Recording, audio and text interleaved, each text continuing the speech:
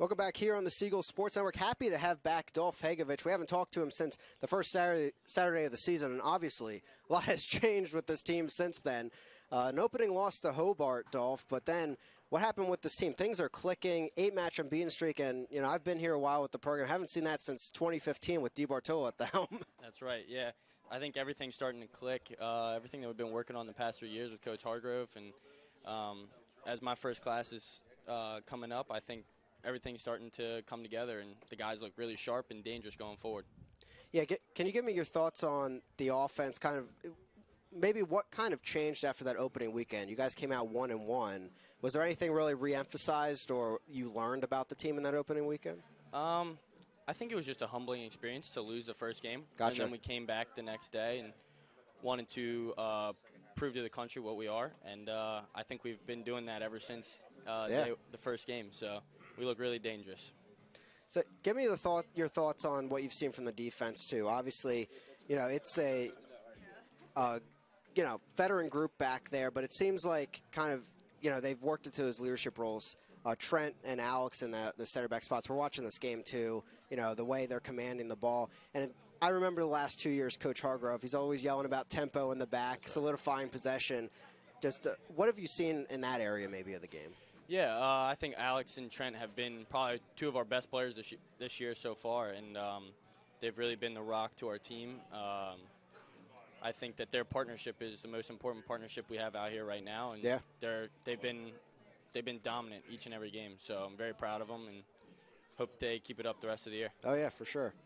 I was talking to Coach at practice yesterday, and I literally asked him, are you ever concerned as a head coach? You have this is a great run, but does it get to the heads of your players? As an athlete, is that something like maybe you've experienced, or how do you deal with that confidence?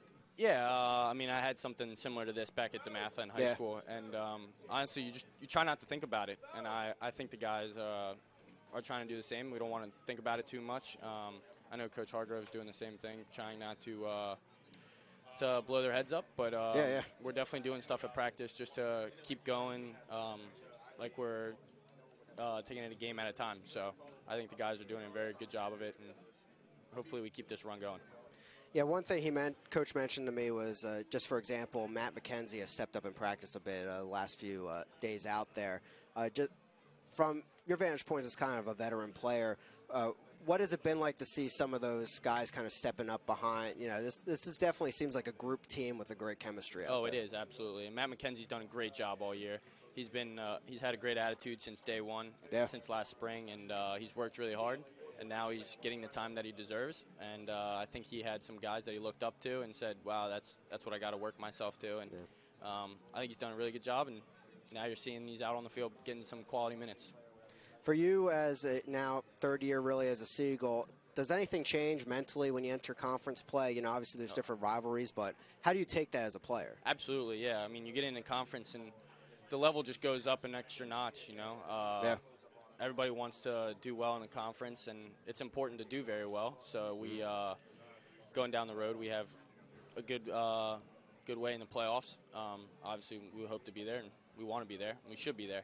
But I think the CAC is a tough conference, and we've done a very good job so far. Obviously, in this first half, doing well, and hopefully we keep it going today and the rest of the conference play.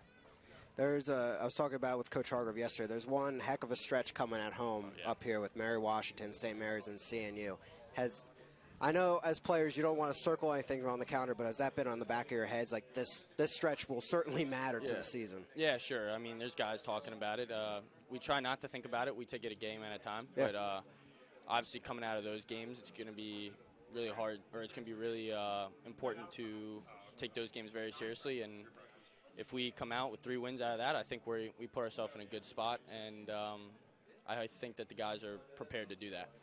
Personally for you, can you reflect on what this means for you, too? You were part of this initial recruiting class with Coach Hargrove. You guys have gotten to this point now where you're 7-1-1 in the season, entering conference play. How does that feel? You're not on the field, but for you and these guys, it's got to be something special. Yeah, it's really special. This is hard work that we've put in the last 3 years. We've done new things each and every year to try and figure this out, and I think this year we finally put it all together. And it really means a lot to me to be able to watch this. And I cannot wait to be back out there. But I know I'm trying to stay, let them do their thing, because they're a force to be reckoned with, and I'm really proud of the whole team and Coach Hargrove and Coach Cam. They've put in so much work, and I can't even explain. It's just so hard to do it, but they're so good, and I'm very proud of them. And really final question, but Salisbury has always been a powerhouse in soccer. Last 2 years, you're kind of out of the discussion for a title. Does that underdog role maybe help you guys a bit this season? Absolutely. Absolutely. I think these past 2 years, teams have looked at us like, we're going to play Salisbury, like Coach Hargrove's in there. And now I think the class that I came in with has put in a lot of hard work, and we've done it each and every year. And I think now teams are going to be a little scared to come in here and play against us. And it's definitely something to look forward to, and I cannot wait to see what we do with it. Yeah, again, right into the meat of conference schedule, obviously. So team looking good out there with a 1-0 result so far. Any thoughts you wanted to give on Man United or Dallas Cowboys, your teams, while you have a chance? Man United's looking sloppy right now. Gosh, I don't even know what to say. It's time to get Jose Mourinho out of there, bring Ryan Giggs back to Man U, and Dallas Cowboys, holy cow, my God. I don't even know. The offense looks terrible. I don't know. We got to bring back Tony Romo now. So, but sports are going well. Team's doing well, so yeah. I'm happy.